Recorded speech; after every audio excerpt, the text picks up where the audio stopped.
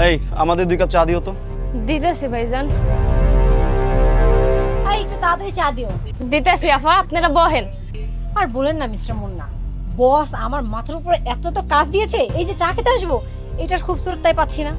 এই সপ্তাহে কাজের অনেক চাপ, এই জন্য এরকম করতেছে। সমস্যা নেই, সামনের সপ্তাহে সবকিছু ঠিক হয়ে যাবে।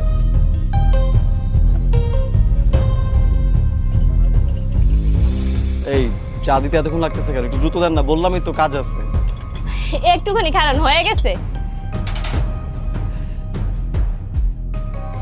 ভাইজান, আফা, এই যে লঞ্চা। কি বললে? আমরা উঠে এসে চা নিয়ে যাবো? এই তোর 7 পুরুষের কপাল যে আমরা তোর দোকানে চা খেতে আসছি। স্যার একটু লয়া খান না। এই সমস্যা কি আপনার? হ্যাঁ, এখান থেকে এনে উঠে চা দিতে পারবেন না আপনি? বুঝলাম না, প্রত্যেকটা চায়ের দোকানে সবাই তো উঠে এসে চা দেয়, আর আমি কি ওখানে গিয়ে চা নিয়ে খাবো? স্যার আমি আপনাকে উঠাই দিতাম, কিন্তু আমার একটু সমস্যা আছে, এই জন্য আপনাকে কইছি একটু নিতে। একটু নিয়ে খান না। দেখেছেন মিস্টার মুন্না কত বড় বেয়াদব, মেয়ে মানুষের দোকান